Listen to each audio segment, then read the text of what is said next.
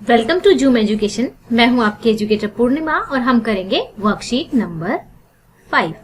प्यारे बच्चों, आपकी क्लास है 7th और डेट है 5 अक्टूबर, यानी कि ये एक मंडे की वर्कशीट है।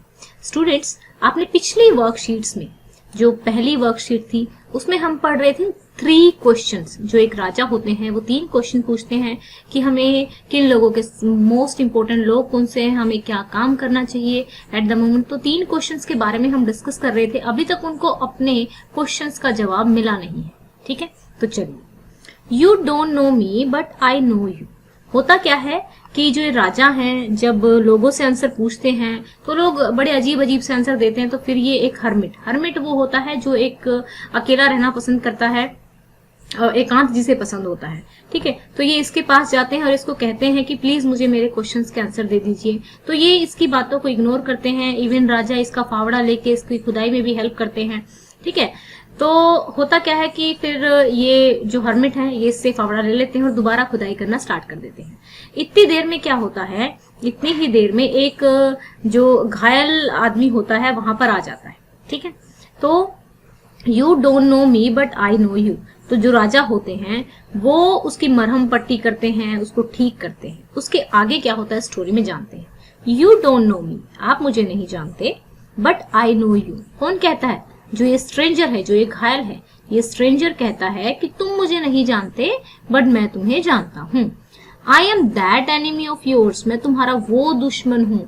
Who swore revenge on you, जिसने कसम खाई थी। swore क्या होता है?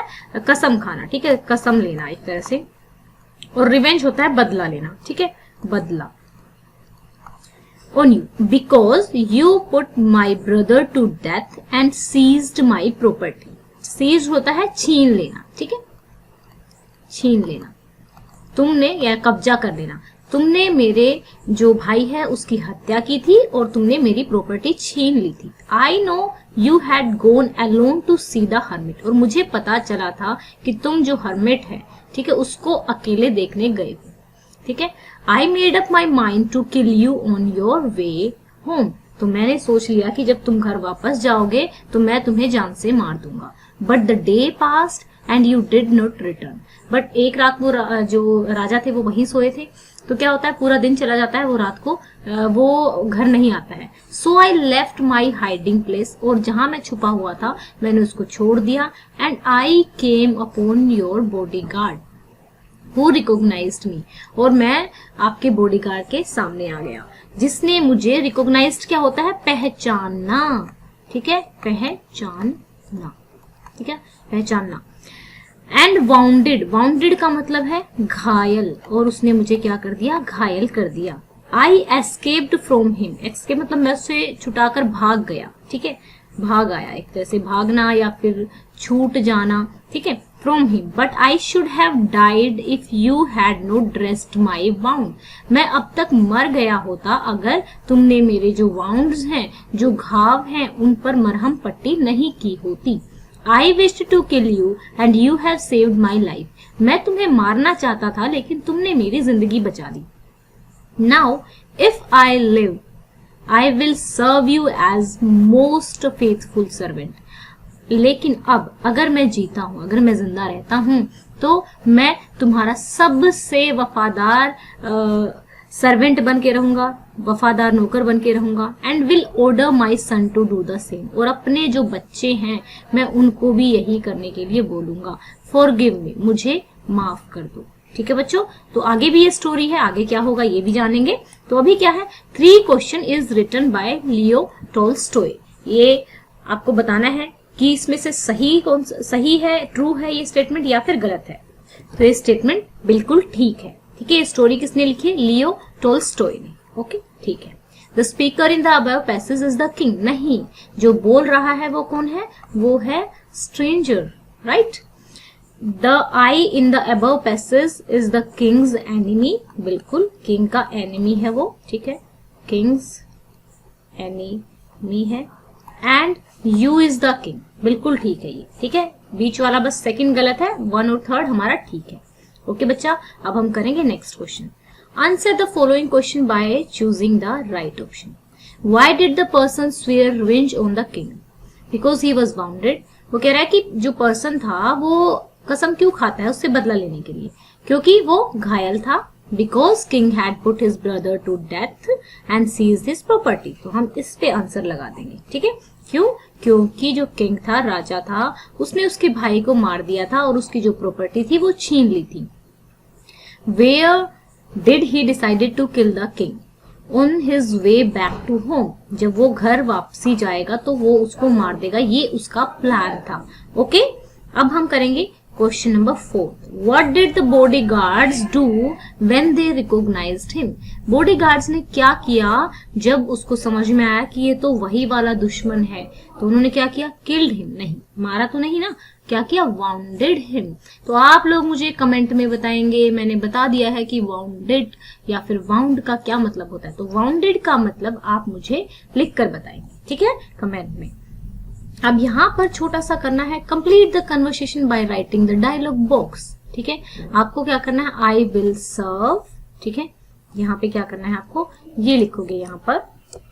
तो यहाँ से आप लिखेंगे आई विल सर्व, ठीक है।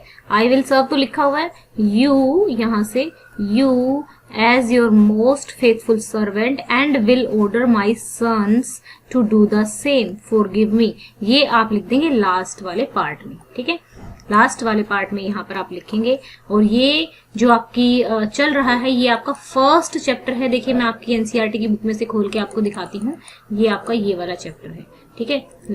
यहाँ पर अभी देखिए, यहाँ पे जब ये लास्ट में आता है, चैप्टर के लास्ट में क्या होगा, यहाँ पे चलेंगे हम।